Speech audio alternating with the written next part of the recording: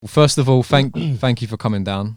Big up, big up. Yeah, it means a lot, man. Obviously, we it was sort of off the back of a phone call that we had a few weeks ago. You rang me up. I was sat there and I looked and I was like, what?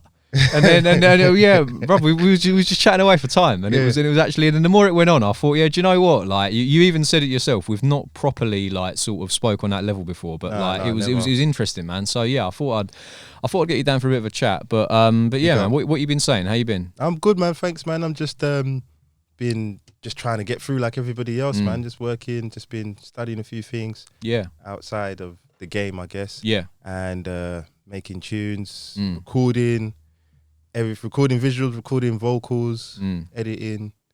But I was just keeping busy, man. Just keeping busy, ticking over the yard. Yeah. Making sure the bills are paid.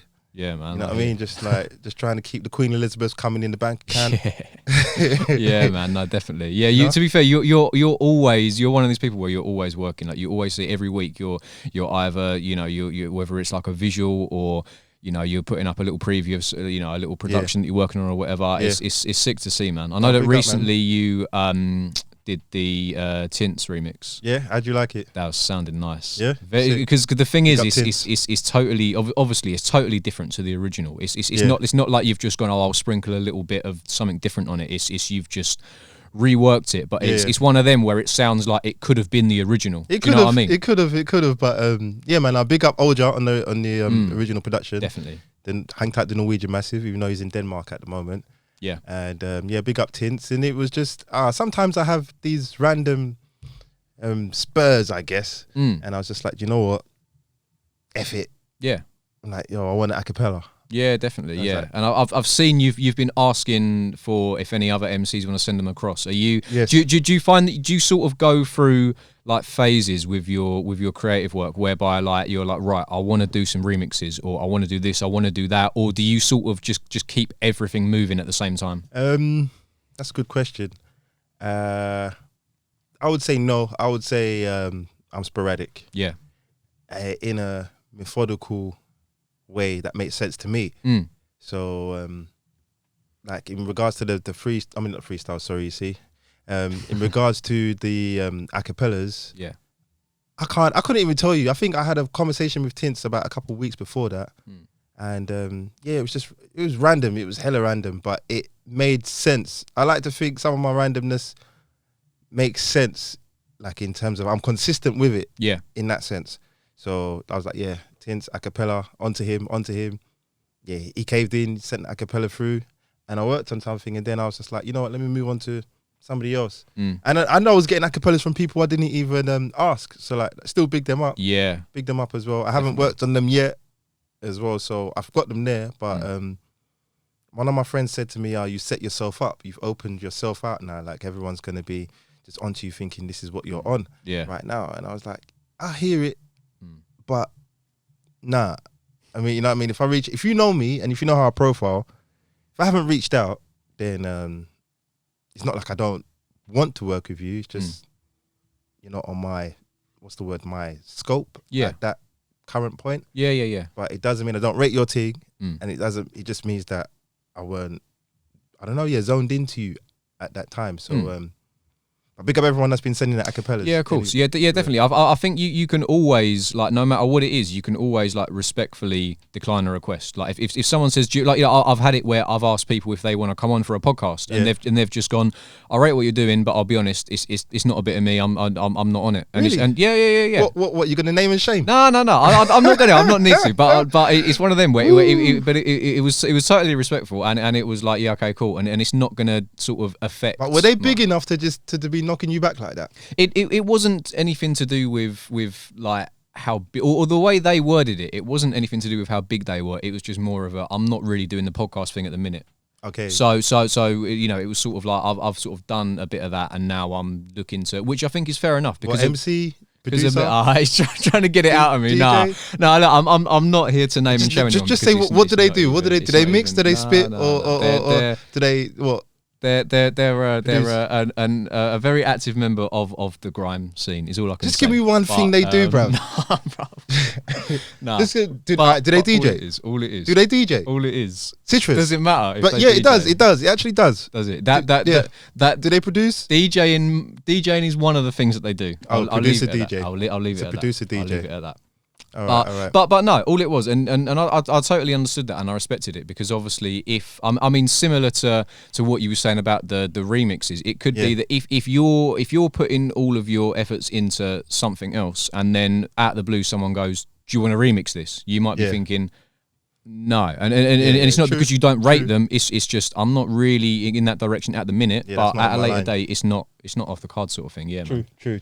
Right, something that I did want to talk to you about actually, which I think is going to be interesting to get some perspective on. Obviously, I've only been a part of the scene, if that's how you want to describe it, for a few years now, really. Would you say so? Well, I mean, when?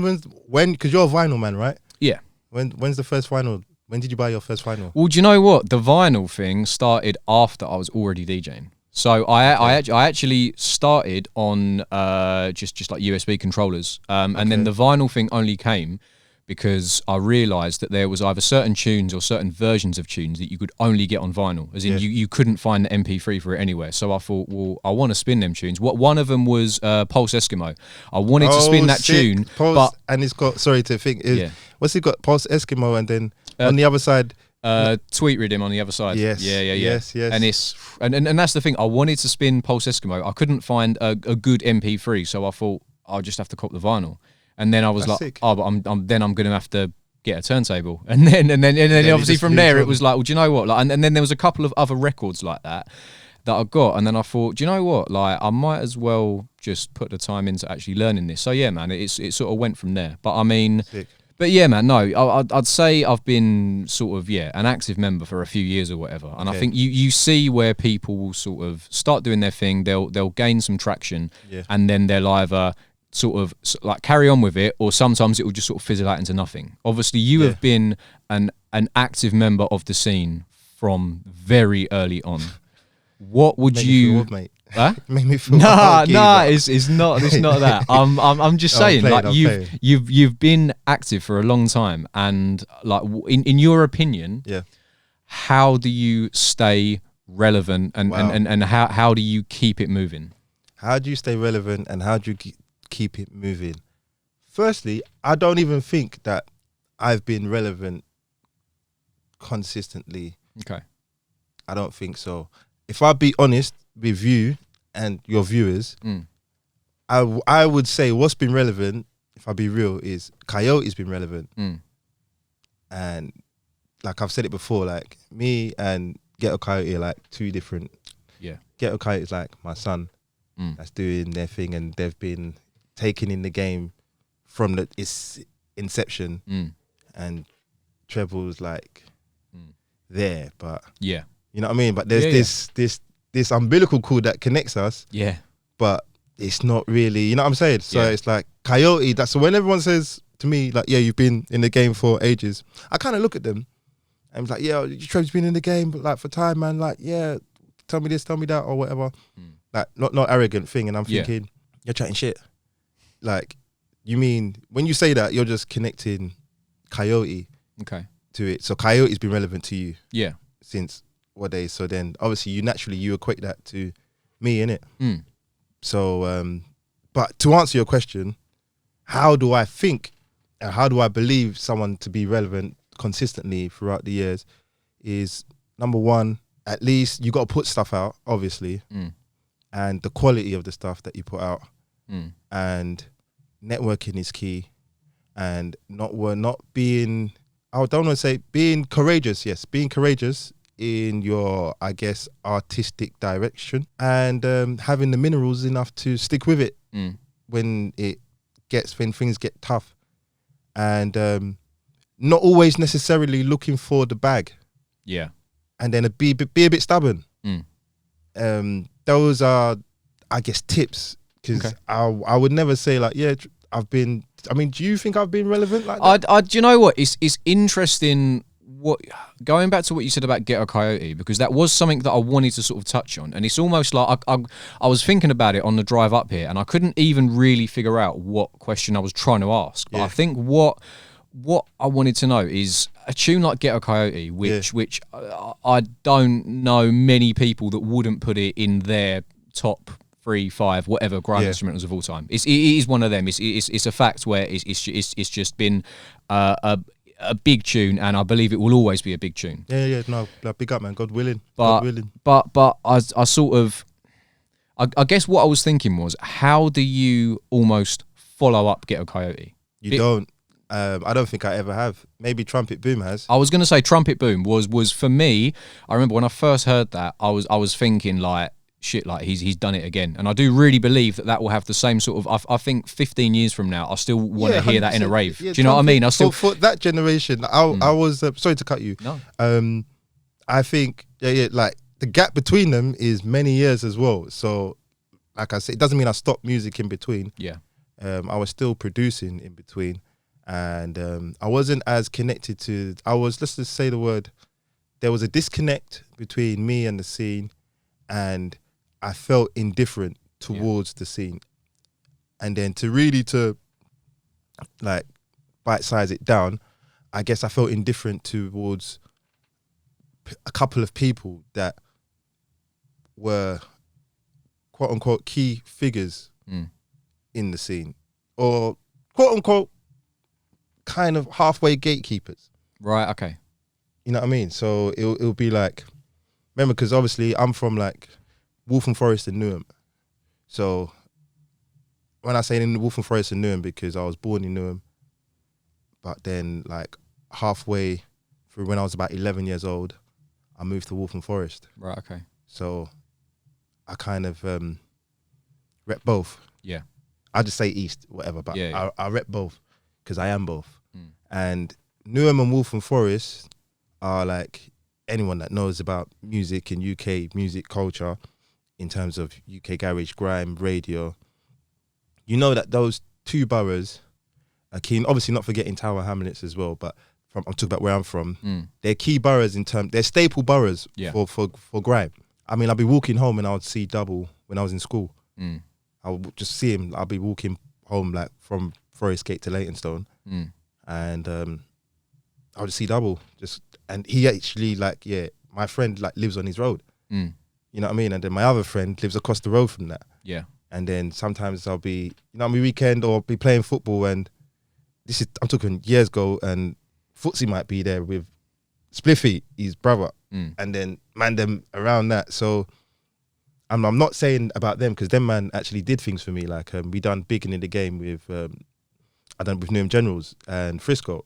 So I'm not even putting a jib at them. Yeah. But just to give you an example, like that's how close to everybody in the scene man was. So it wasn't like I had this entitlement thing where I'm like, I'm Trebs, you know me, I'm here.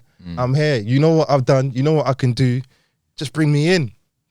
That's that naive thing, isn't it? You know, like that naive looking up to people that you see, hoping or thinking that they would do for you what you believe you would do for someone in your position at the time if you had their influence and power.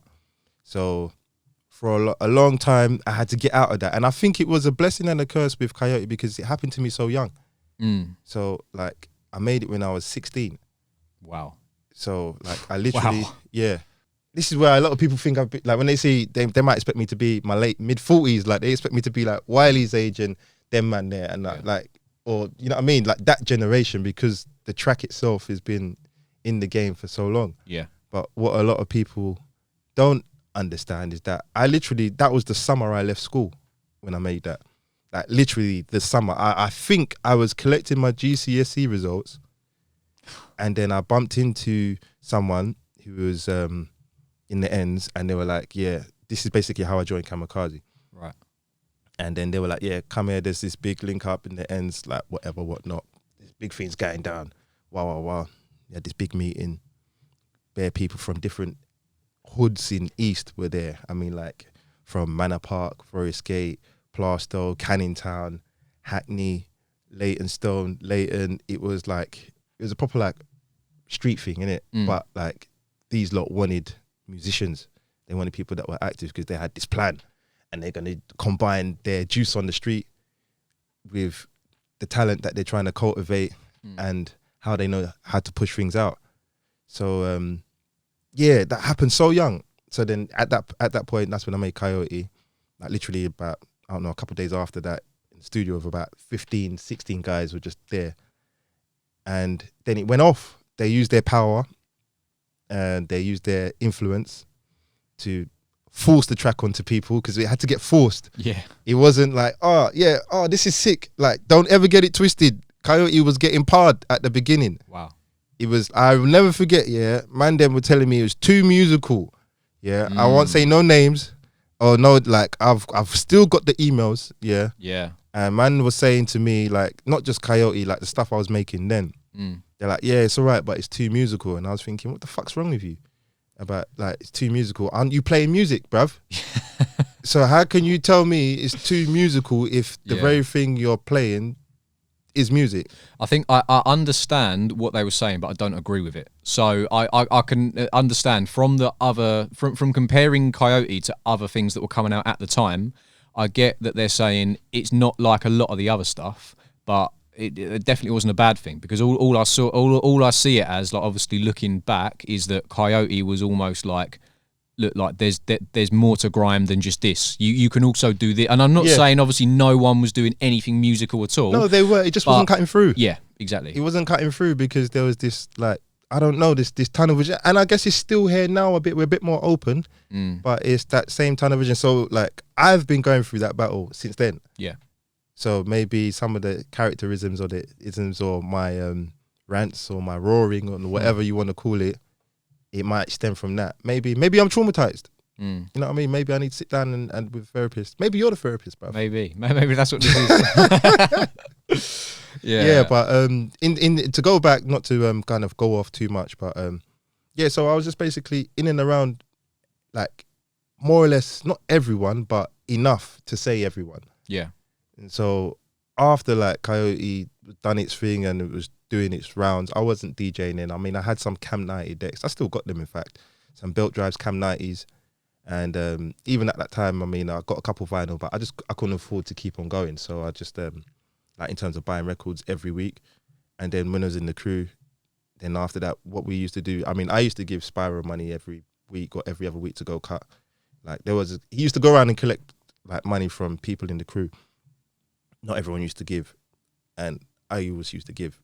And it was like a $5. Them times it was £30 to cut a dub, and he just needed a couple of $5s from the man then, because he's like, yeah, I'm on radio, blah blah blah. We're in the crew playing your tunes, so I used to give him a $5, or I used to give him a $5 every week. He used to go around. I know he was hustling Mandem as well, but like, obviously you're playing my tunes. As long as you put one of my fucking tunes on there, hold this, innit? Yeah, of course. Hold this. But just I'm going off in tangents, innit? No, it's fine. It's fine. Just I was in and around it. So when you're in and around it, maybe I had this entitlement issue. Maybe, who knows? Do you know what? Going off something that you said earlier, would you? And I don't even. This is going to be such a hard question to answer, I guess. But would you have preferred to make Ghetto Coyote or an equivalent tune that had that sort of weight later on in your career, or do you think it was the right thing to start things off with that? Did it? I guess what I'm trying to sort of say is, like, did it almost like set the bar way high, or would it have been better to, like, build up to it, or was it just like, this is what it is? That's a good question. I don't think I'll have it any different. I'm saying that, but now I'm thinking about that. I'm like, you're chatting shit, man. You're lying. You know what? Nah, I'll have it how it is, because it's a predecessor to all of this shit that's going on today. Sorry, I'm swearing mad all over your thing. That's cool. That's cool. I'm usually, like, much more better at my articulation and my manners. Sometimes I don't give a ass. But I'll have it then. I'll have it then. Reason why? Number one, because you could say, is this what they were making then? And they'd be like, no, that's what he was making then. Yeah. Number two, because then it's still in the timeline of when you look back to the foundations. You know, like when you go to hip hop and you see hip hop today, and then you know when you go back and you do the history, people you talk about Grandmaster, Flash, DJ, Kool Herc, the Zulu Nation. Yeah. Like, you know what I mean? Like you talk about them, man, when you're talking about the foundations, KRS-One, you know what I mean? Like Q-Tip, like there will be RZA, you know what I mean? There's a whole bunch, Dre, but like when you're talking about the foundations of something or a scene, and then, you know, like when we talk about hip hop, they'll be like, this track changed it. This track thing, like, I know, and that's something that can never be taken away, is that Coyote is one of those tunes. It's one of those songs. It's one of those compositions, in fact. Let me put it in that way. So, yeah, it's there. And I wouldn't change it. But what I would change is that I would love to have a treble clef today next to that 16-year-old telling them what to do. Because I didn't know what to do, like, in the sense of it was like I was maybe someone can correct me later, like, it's almost like I was the most informed one there. And I was still learning, like, in terms of just, not just music, but like what we should try and do. Hence why I put out the vinyl. So I made it 16, and I think I put out the vinyl the next year or the year after. But I was still a cub, you know what I mean? So even then, I had to hustle a bit to get the money. I think at that time it was £500 to press up for 500 white labels. Right. So, and even then, I think I hustled up about 350. I think I got like 50 quid from a brethren, and then I just needed a bill, and then I borrowed a bill from my mum, and I was like, this is what I want to do, blah, blah, blah, this is what I'm doing. And then I went, pressed up, and then I went with my rucksack to the music house, like, rest in peace, Leon, and this is when I went to collect the vinyls, and then went home, got my felt tip. Some of this got a felt tip from my Treble Clef, Coyote. You know, if I put Kamikaze, Coyote, the names, I had my little sticker. Yeah. Printed my sticker with my old email address on. I still use it today, trebleclef_5@hotmail.com. My old phone number. Was just going around. I was going around from shop to shop, because remember, where we're from, obviously, you're from Southend. You born and raised? Yeah. Obviously, we live in these places, and there's pretty things that happen, and then there's ugly things that happen. And some of us, we're just born in and around it. So we become, literate to the goings of life on the street, quote unquote. So I'm around like college students, people going to uni, that man them that are shotting, selling whatever they're selling. Everyone's doing everything, innit? We've got Jack Boys, we've got everyone's around me. So, and I took pride in, it's like, yeah, but I'm selling boxes of records. Yeah. You know what I mean? So I'm moving boxes. So I'm having the same kind of, in my head, I'm having the same conversation. Yeah. You know, when they're talking about this, a box of this, a box of that, actually hearing boxes. And when I'm talking about boxes, man, them are thinking, turning around, looking, what? You're 17, you talk about boxes? Yeah. And it's like, boxes, and like, nah, boxes, records, man, £5. Like, from the £5 what, vinyl. And so I kind of took that transferable skill in that hustling sense. And it's like, when I got my boxes of records, I'm like, yes, this is it. Go around to the shops, sell it, SOR, sell and return. Yeah. I was going to Independence in South. There was CB distribution in Old Street, Rhythm Division. I think Late Diesel opened his shop a bit late in Canning Town. I don't know whether his one was called Downtown Records. I think he's Downtown, but yeah, basically that age, I was just going around selling records, selling vinyls, put a box in my bag. Sometimes I get my little sister, well, she's a big girl now, big woman now, but I was like, yeah, you want to make some bread? I'm like, I put this box in your bag, I got to go here, but I can't carry all of them. Yeah. And then she came with me, boom, boom, boom, I'll get the money, I'll give her some change. Yeah. And she'll go off, she'll leave me after that. She's like, all right, nice one, cheers. Call her friends. Yeah. And God. But yeah, all of that, that's in the age of like 16, 17.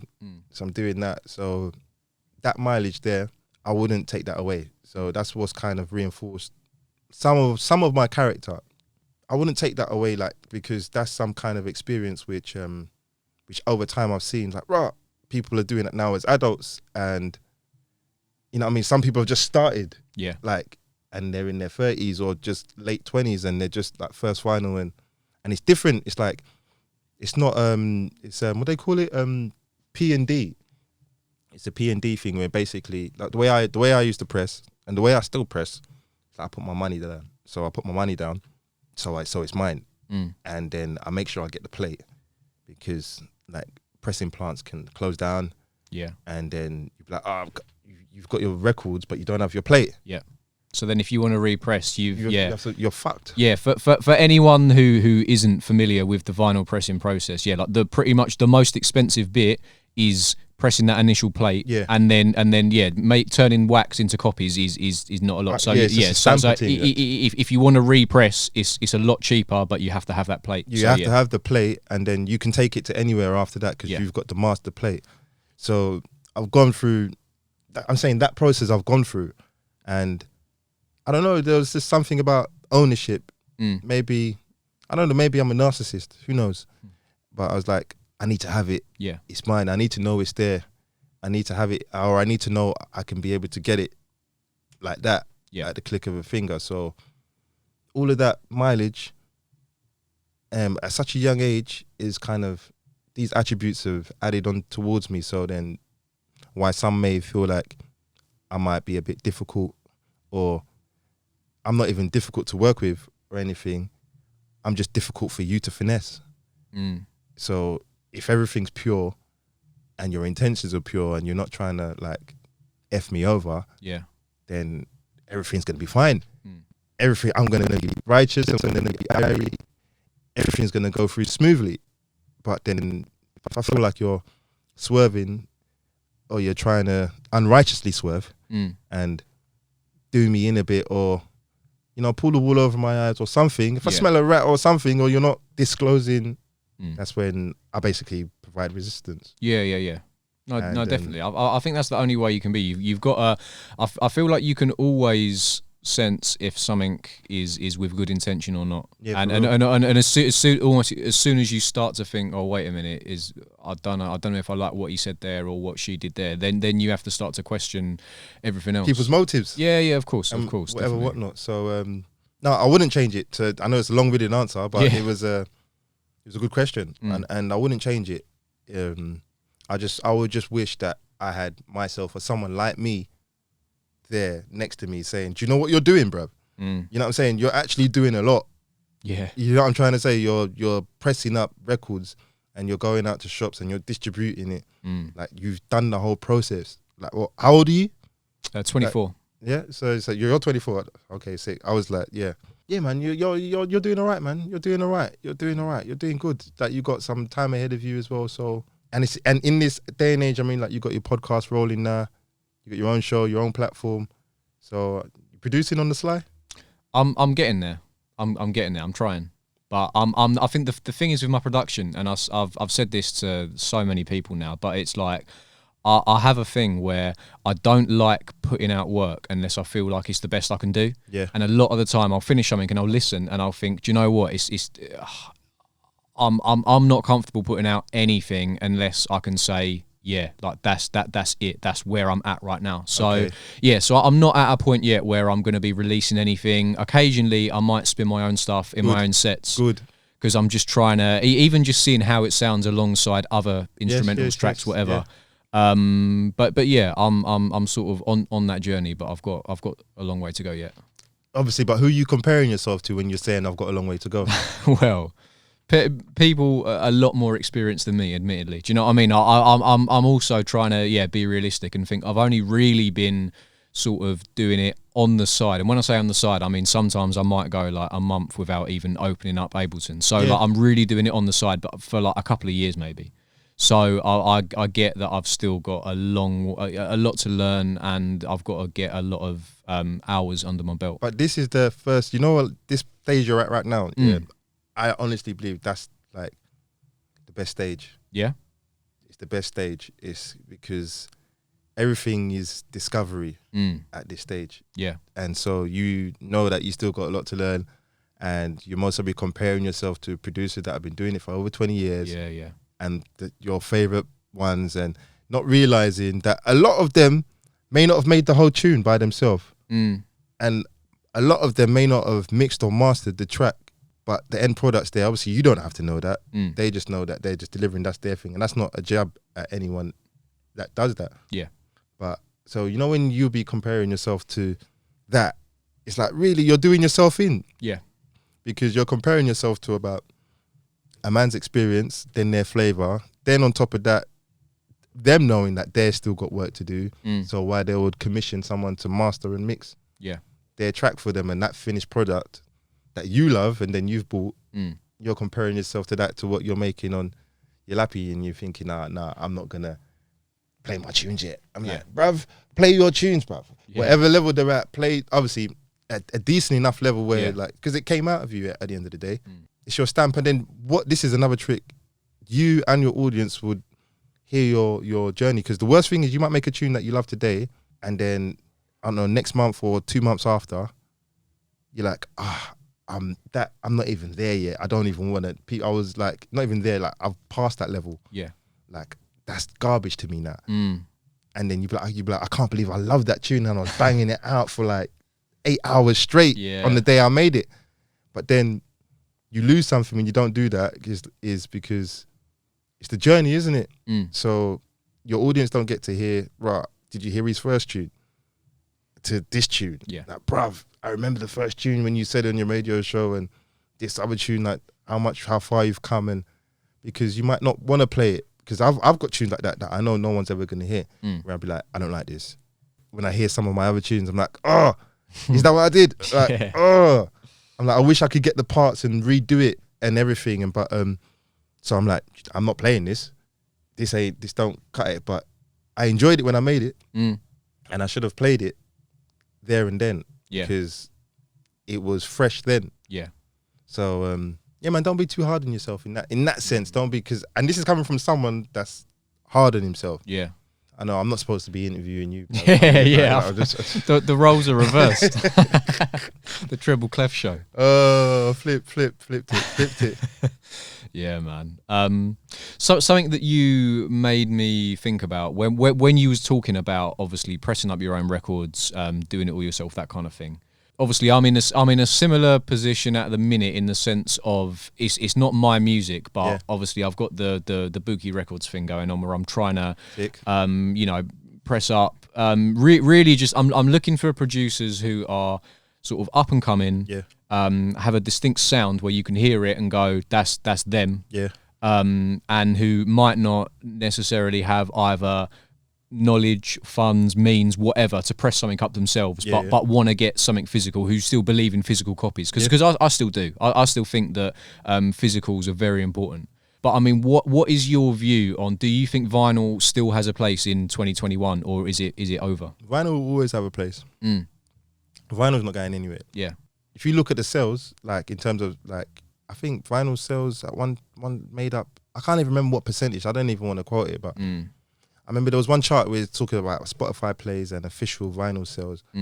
They like add towards, because it's physical, it doesn't count as a one stream.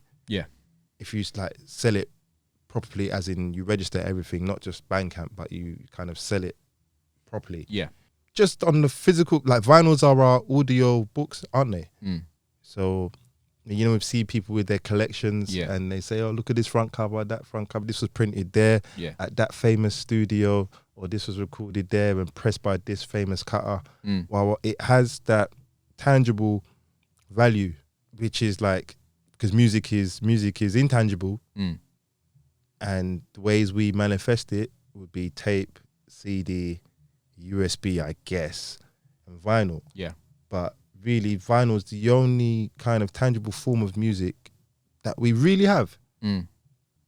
Really, I think there's something about actually sort of like holding the record in your hands, and then, as you said, like looking at the artwork, and then sometimes if it's got like an insert as well, and then on the back it's got for every track who vocaled it, who wrote it, who produced it, who mixed and mastered it. It's like all of that. If you're a lover of music like I am, like you are, like many people are, then it's all of that side of things that you don't get from just streaming it on Spotify. Streaming it and just listening to it and just going to sleep and just pressing save on your Android phone. It's totally different. It's totally different. And I'm still gonna stick with the vinyl thing personally, and I'm glad that a lot of other people are. No, It's nice to see that there are sort of, I mean, there's people that have always been pressing it and will always press it. Like, I mean, say for example, like Spooky, you know, he's still putting plates out.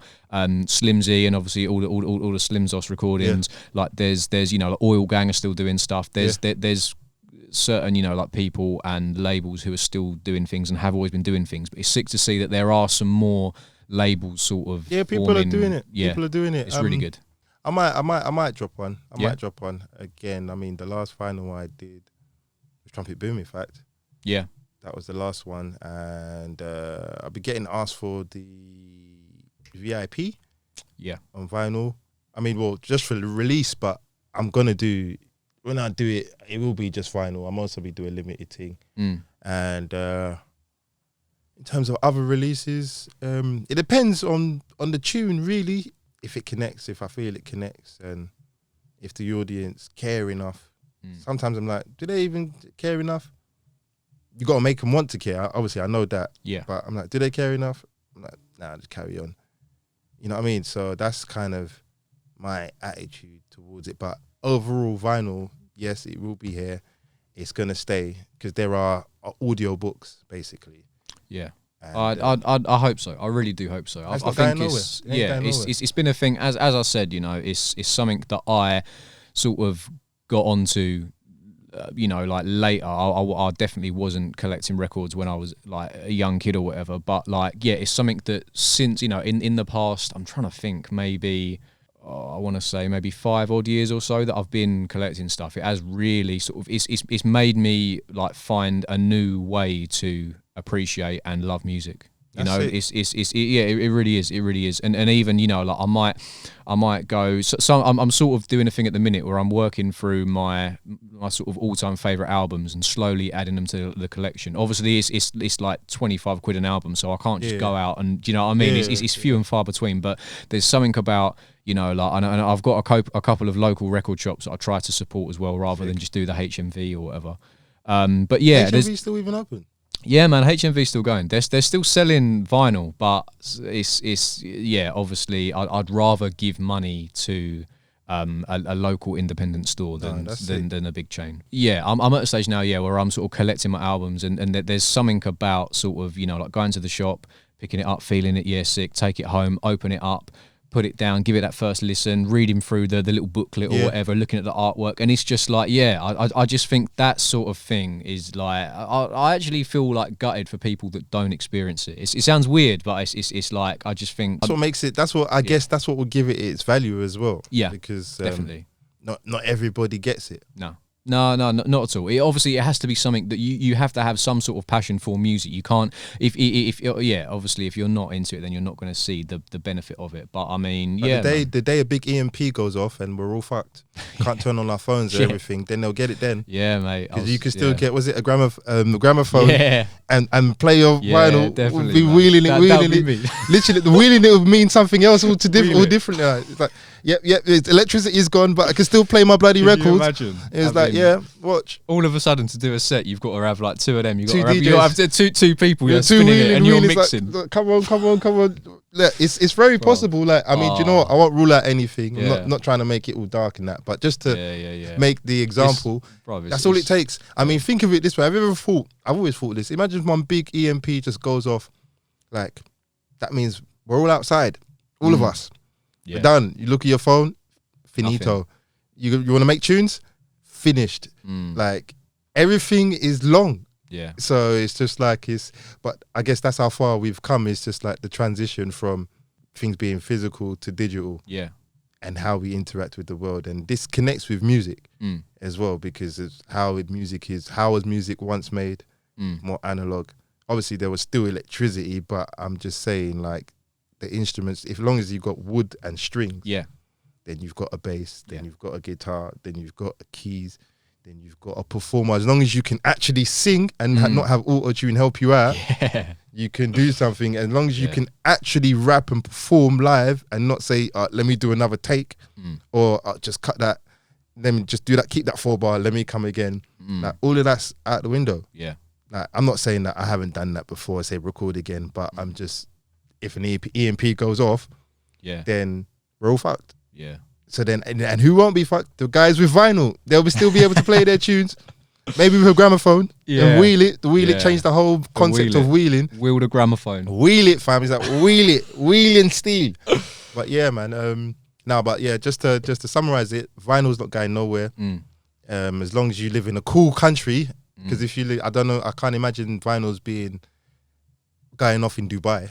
Because they'll just be warped. Yeah. You just have a whole bunch of... I've had it before where like I've had one out on the side and the sun's got to it on a hot day and you look at it and it's curls, it starts to curl in. That's the only I mean, you can warp them back. I don't know. It's you can. I mean, I've done it before because I had like one of my boxes was in a loft and like a idiot. I don't know why it was basically right underneath the window. Yeah, and the sun was just piercing through. When I come and I saw it. Bloody vinyl's doing the bloody Mexican wave, bruv. Yeah. You know what I'm saying? It's like all the sides is all like that. And it's coming in. I'm thinking, and I looked at it and half the box had done the thing. Had done the wavy Mexican wave thing. So I'm like, for me, this is money. Yeah, I'm like, what? So I'm like, I said, you know what? Nah. Yeah. I'm going to put it in the thing. So I laid them out outside. Yeah. In the heat. And then I was just like, slowly trying to press it flat. I guess in theory, it does make sense. Yeah, just to warp it back, but it didn't work. Like I think one, but because it wasn't completely like flat. But I was trying to rescue my bloody vinyls, man. Yeah, you get me. So I had to just what did I do? I think I dashed some of them and then I just gave some of them away. The ones that I could fix. Yeah, another thing that I like about vinyl, which is sort of linked into what you just said actually, is the fact that like it has a history and it has like, you might look at it and there might be like, say like a little rip on the sleeve and you'll think, I can remember when I was at that gig and I was rushing to put it away and do you know, it's got that like I like that it's and my copy of a record is completely different to your copy of a record. Exactly. And I know, do you know what? I was one of my favourite like vinyl stories really is I was doing a back-to-back with Tiatsim and I can't remember what record it was, but he got it out and it literally had a crack from the edge near enough to the centre label, as in the whole he could pull it apart. And he looked at me and he was like, look at this. He literally just pulled it apart. And put it back. Yeah, put it back, like licked his finger and like, whatever, put it on. He was like, still plays fine. Yeah. And I was like, that's so sick. The that's groove, so, innit? Well, obviously in theory, as long as the crack isn't making the needle jump, then it's still going to play. And he was like, still plays fine. It's just been like that for years. And I was like, that's vinyl for you, man. So sick. It's have you seen vinyls under a magnifying glass? Like no, do you know what? I haven't. The group, no, I haven't. You should. It's interesting. Yeah, I'm gonna have to check that one out. You actually see, you know, like when you look at a wave on your thing, every vinyl's like that. Yeah, of course, yeah. Because it's literally the wave on wax. So like you can actually, it looks mad. Like it looks proper mad. Yeah, I've never even thought about it really, but yeah, that's I'll have to do some googling. Yeah, a microscope, and you see it, and it's like obviously because it's under a microscope, it looks bare scientific. Yeah, but when you look at it, it's just like, right, that's your like each vinyl. You will see that each vinyl's a fingerprint for each song. Yeah. So like each song's got the way their grooves are for each track. It's just like it's individual, and you're like, right. Even it was so like magnified, it even made me feel itchy at one point. Like, you know what I mean? You're looking at it, you're like, wow, that's the record. Like was. It's crazy, isn't it? Because you can see a waveform on a screen, but that's just digital. But like literally looking at that under a magnifying glass, you're literally seeing music in physical form, which is crazy. That's you should do it. I'm surprised you haven't, man. No, do you know what, mate? I need to get on that. I do. Look, I'm looking at the time. We've been talking for a while. I feel like we should probably wrap it up because we're gonna the power's gonna get locked off. Are they? What's this? How long have we got left? Well, we've got about 5 minutes left of the slot. Jesus Christ, we didn't even talk about music properly. No, do you know what? I sort of think like it's so far. We're obviously I've spoke to you now. I spoke to Tiatsim first, Charisma last time. it's like, and I've found like with all 3 episodes so far, there's always so much more. So go on, quick fire. I'd definitely. 5 minutes, God, quick fire. Come on, man. Come on, bro. I'm fire. under pressure Let's do it before they do it. Come on, mate. Let's get it. Challenging your journalistic now. We was talking earlier about Ghetto Coyote being different from what was out at the time and almost pushing towards a new direction. Yep. What do you think is the new direction for grime, and when are we going to see something where it's like, whoa, this is different? That's not a 5-minute question, but do your best. It's already here. It's already here. It's already here. Okay. It just takes for people to listen. It's already here. It's not just me. There's so many people doing so many different. It's already here. Yeah. It's just for the masses to take it in. Yeah. Bang. There you go. Let's go on. Next one. Okay. All right then. Where do you stand on the whole? So first of all, are you a fan of drill? Yeah. You are. Okay. Yes. Do you drill is related to grime though? Yeah, well, that's what I'm saying. There's a lot of people that are saying that drill is almost replacing grime. How do you feel about that? I feel perfectly fine about that, because I'm not insecure in my ability, right, or in my ability of when I'm making grime. But in regards to being replaced on a like an industry sense, as in people just taking drill artists before they're taking grime, that will phase out. And what's happening with drill, what I'm seeing is that they themselves, producers and creatives, are even realizing that they got to that point where we got to in grime where it was samey. Yeah. So, and what's happening now, that they're expanding their diversity of creativity, and naturally it's only going to bring them back, because there's only so much you can do with 808s. And someone mark me wrong, I mean, there might be someone that's going to mark me wrong, but if you listen to drill that's developing, it's kind of grime anyway. Yeah. It's just, the thing is, the scene is drill. Yeah. I think drill can come under grime, but the scene and the network is completely separate. Yes. So then that's why people got this it's drill replacing grime, is because it's been taken in on a different level to grime. But when I say it's been taken in, the artist, their scene, their actual scene of people and their network of people, that's what's actually been taken in. Like the music itself, the reason why I believe is drill's as popular as it is as well is because of its grime elements. So grime man just need to just up their what's their word? What they need to up? I don't want to say they need to up their piece, but they just need to up. This is going to be long, but it's quite clear. Drillers have got more money than grimers, and I don't want to stereotype, but it seems like drillers, a lot of their money is not coming from 9 to 5. So it's clear that there are more juggers in drill than there are in grime. And in grime, there are more people that literally have quote unquote nothing, what we say. So then they work with that. Yeah. And that's the difference. Grime, some people starting out in grime won't spend 3 or 4 or 5 bags on their first video because they don't have that. And it's clearer that people in drill may be jogging on the roads, maybe doing 1-9 life, who knows what they're doing, or they might be jack boys and moving up grows, who knows, who cares. But obviously who cares are the people, because the imagery in it, then they can do grills, money, rollies, APs, that kind of thing. And that's not really grime culture in that sense. And that's the differentiating thing between the two. Grime is not so drippy. Yeah. And drill is. Yeah, to be fair, man, you answered it very well, actually. Yeah, look, we are going to have to wrap things up before all the power goes. But look, I definitely want to get you back round down two, at some round point, two. Man. This wasn't enough, was it? It wasn't. Round 2 is definitely going to be on the cards. But yeah, thank you for coming down, man. Big up, man. Thank you for having me. Big up DJ Citrus each and every time. You can find me online at Coyote Guy. That's KYOTEGUY. I thought I'd get that in because Citrus didn't ask me, but it's all right. It's all right. Citrus did very well.